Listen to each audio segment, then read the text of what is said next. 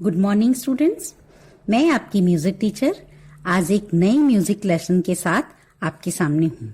Students, आपने पहली video में देखा होगा कि स्कूल के म्यूजिक रूम के सफर पे निकले हमारे कुछ पड़ाव अभी बाकी हैं, यानी कुछ इंस्ट्रूमेंट से आपका इंट्रोडक्शन करवाना अभी बाकी है। तो आइए आज हम उन रिमेनिंग इंस्ट्रूमेंट्स के बारे में रोचक जानकारी इकट्ठी करते हैं। उससे पहले सीखने का एक और सुनहरा अवसर मैं आपको दे रही हूँ। बच्चों, मैंने आपको जो प्रेयर्स, पैट्रियोटिक सॉन्ग्स हारमोनियम पर बजाने सिखाए हैं, आई होप कि आपने उन सबको बजाना सीख लिया होगा, लेकिन शायद अपना 1 मिनट का वीडियो बनाकर भेजना आप भूल गए हैं। तो चलिए जल्दी से बजाकर रिकॉर्ड करें और मेरी ईमेल आईडी पर तथा डिस्क्रिप्शन बॉक्स में दिए हुए नंबर पर उसे जल्दी से सेंड कर दीजिए। इनके अलावा यदि आपको कोई और फेवरेट सॉन्ग या भजन या पैट्रियोटिक सॉन्ग पसंद हो तो आप उसे हारमोनियम पर बजाना सीखना चाहते होंगे तो जल्दी से कमेंट बॉक्स में लिखकर भेज दीजिए। मैं आपको उसकी नोटेशन के साथ उसे बजाना भी सिखाऊंगी। ओके, चलिए पहले की वीडियो का एक क्विक रिव्यू लेते हुए हम आगे बढ़ेंगे। इससे पहले मैंने आपको तबला, कॉन्गो, बोंगो, ढोलक, डफ व ड्रम सेट के बारे में विस्तृत जानकारी दी थी और इनकी साउंड भी आपको सुनाई थी। ऐसे ही कुछ और इंस्ट्रूमेंट जो आपके म्यूजिक रूम में हैं, मैं अब आपको उनका परिचय देती हूँ। ठीक है, चलिए। तो सबसे पहले आप देखेंगे फ्लूट। बच्चों, इसे हिंदी में बांसुरी कहते हैं। आप देख रहे हैं फ्लूट पे आपको कुछ होल दिखाई दे रहे हैं।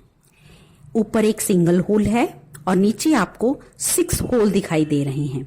ऊपर का जो सिंगल होल है उसमें हम मुंह से हवा ब्लो करते हैं जिससे कि इसमें आवाज पैदा होती है। सबसे पहले हवा ब्लो करने पर जो स्वर निकलता है, यानी जो भी नोट बोलता है, उसे हम स कहते हैं।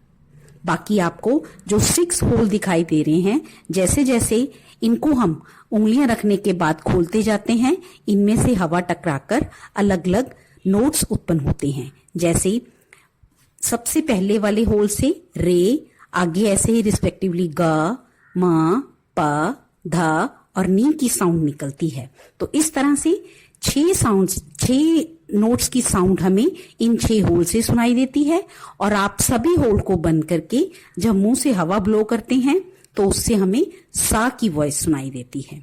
तो ये थी फ्लूट। अब आप इसकी आवाज सुने।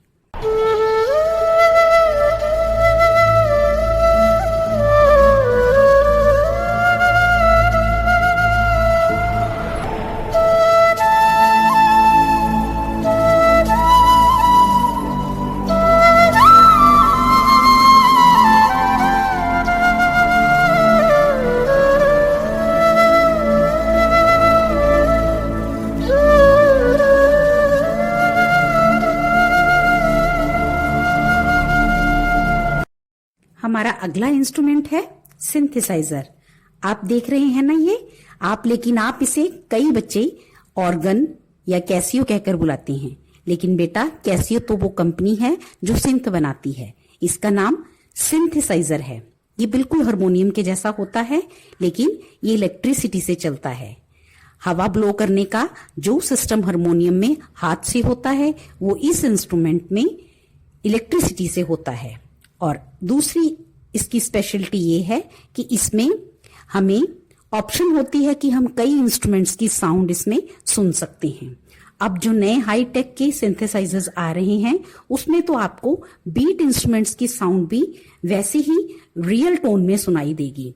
और इसके अलावा इसका एक और क्वालिटी ये है कि आप इसमें कुछ भी बजाकर रिकॉर्ड कर सकते हैं, सेव कर सकते हैं। तो पता चला इसका नाम क्या था, सिंथेसाइजर। अब इसकी मनमोहक आवाज सुने।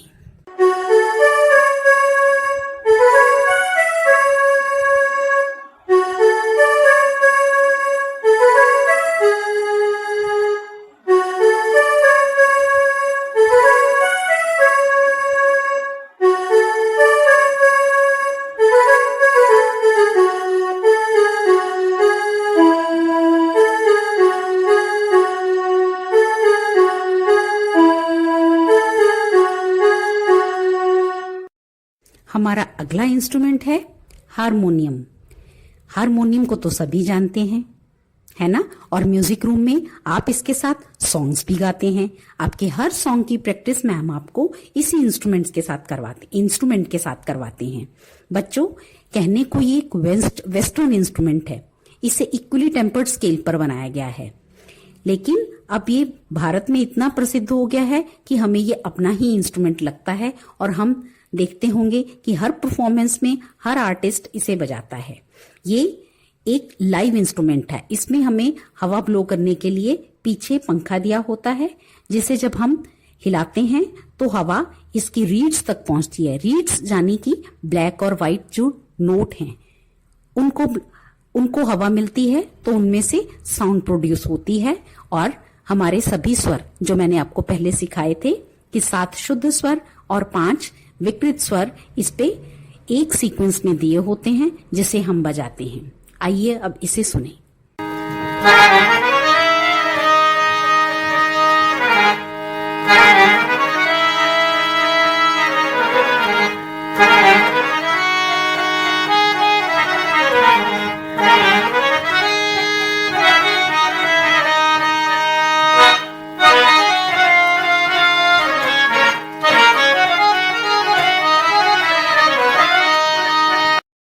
हमारा अगला इंस्ट्रूमेंट है डफली। बच्चों, ये इंस्ट्रूमेंट देखने में बड़ी डफ जैसा लगता है, जिसका जिक्र मैंने अपनी पहली वीडियो में अपने पहले इंस्ट्रूमेंट्स में किया था। आप ध्यान से देखें, इसमें और इसमें सिर्फ इतना ही फर्क है कि इसमें चारों तरफ छनकने वाले गोल रिंग्स डले होते हैं, जो हम डफली बजाते हुए एक बहुत ही सुंदर साउंड देते हैं। ये इंस्ट्रूमेंट फोक इंस्ट्रूमेंट है। आपने देखा होगा, आजकल तो नहीं, लेकिन पुराने समय में जो लोक गाथाएं गाते हुए बंजारे एक जगह से दूसरी जगह पर जाते थे, मोस्टली वो इसके साथ डांस करते थे और इसे बजाते थे। आपने इसे अरेबियन कंट्रीज के फोक में भी देखा होगा। आइए अब इसकी साउंड सुने।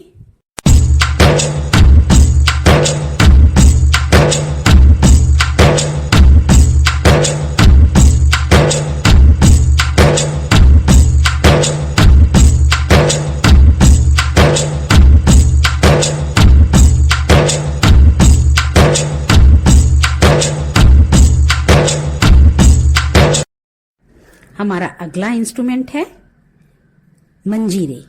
इसे मंजीरा भी कहते हैं और मंजीरे भी। मंजीरा इसलिए कहते हैं कि एक ही कॉम्पैक्ट फॉर्म में ये एक इंस्ट्रूमेंट है, और मंजीरे इसलिए कहा जाता है क्योंकि ये पेयर में बजते हैं। आपने इन्हें मंदिरों में देखा होगा। भजन कीर्तन में इसे मुख्य तौर पर बीट देने के लिए इसका प्रयोग किया जाता है। जैसे हम ताली का प्रयोग करते हैं, ऐसे ही हम मंजीरे का प्रयोग करते हैं। तो इसकी अब साउंड सुने।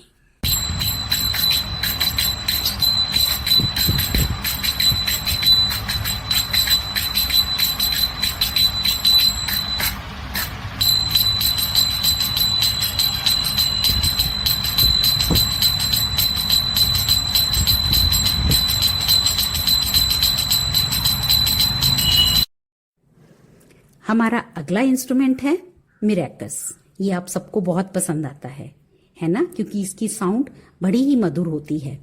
ध्यान से देखें, इसके ऊपर एक गोल नुमा आकार की एक बॉल होती है और उसके ऊपर मोतियों से बुना हुआ एक जाल होता है। इसे हम हाथ में पकड़कर जब बीट में बजाते हैं तो ये बड़ी प्यारी शिक शिक की वॉइस आपको सुनाता है। इसे भी हम सपोर्टिव इंस्ट्रूमेंट के तौर पर यूज करते हैं। ये इंस्ट्रूमेंट गाने की सुंदरता को बढ़ाने के लिए किया जाता है। जैसे कि ग्रुप सॉन्ग में इसे आपने मोस्टली बच्चों को बजाते हुए देखा होगा, क्योंकि बड़े मास सिंगिंग में ये बहुत अच्छी साउंड प्रोड्यूस करते हैं और बीट भी प्रोड्यूस करते हैं। ओके, अब आप इसकी साउंड सुने।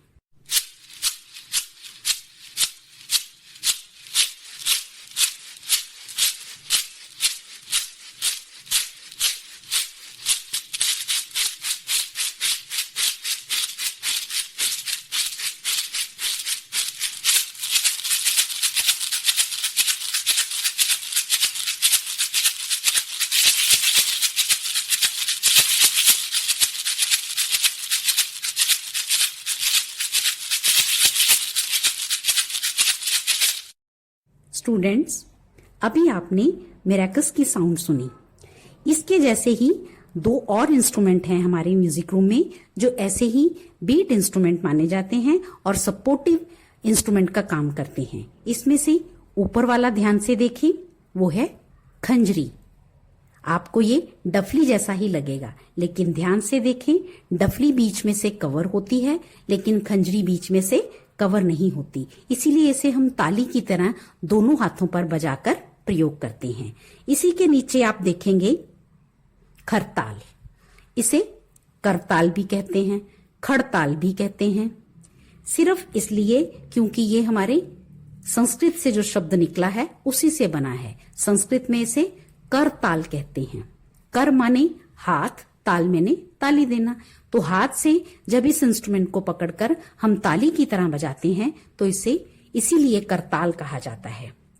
आप देखेंगे मंदिरों में आपने इसे जरूर देखा होगा, ठीक है। और एक ही हाथ में डालकर ये दोनों ही इसके पेयर इकट्ठे बजते हैं, ठीक है। तो कहने में ये खरताल या करताल है, लेकिन इसके दो पार्ट हैं जो एक ही हाथ में पकड़कर बजाए जाते हैं। हमारा अगला इंस्ट्रूमेंट है बेस ड्रम, जिसे आप पीटी बैंड भी कह सकते हैं।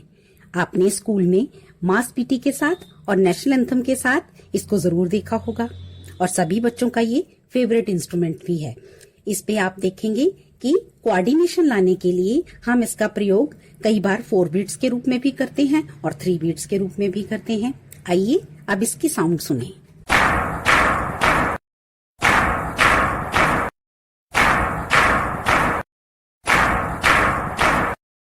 स्टूडेंट्स, अब मैं आपका परिचय म्यूजिक रूम के लास्ट इंस्ट्रूमेंट से करवाती हूँ और ये है सितार। ध्यान से देखें, इस पर आपको तारों के अलावा कुछ स्टील के अर्धाकार नुमा पर्दे दिखाई देंगे और साथ में लकड़ी की छोटी छोटी गिट्टियां दिखाई दे रही हैं। इनसे बंधी हुई तारें होती हैं और ऊपर की गिट्टियों से भी लंबी तारें बांधी जाती हैं। इन पर्दों के ऊपर उंगली रखकर जब हम तारों को हिलाते हैं तो सितार में से ध्वनि प्रोड्यूस होती है। इसके ऊपर राग गायन किया जाता है, राग वादन किया जाता है और ये बजाने में इंस्ट्रूमेंट काम आता है। देखने में ये बिल्कुल वीणा जैसा दिखाई देता है, लेकिन वीणा गायन में प्रयोग की जाती है। इसका स्वतंत्र वादन भी किया जाता है और इसको ग्रुप में, ऑर्केस्ट्रा वगैरह में भी बजाया जाता है। अब इसकी मनमोहक आवाज सुने।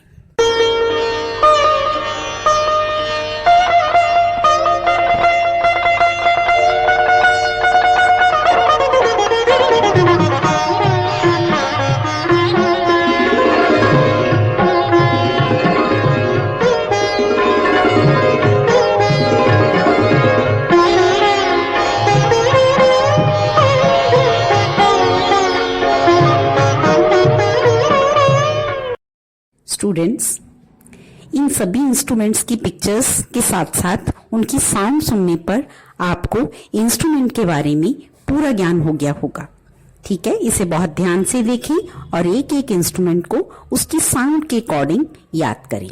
Thank you.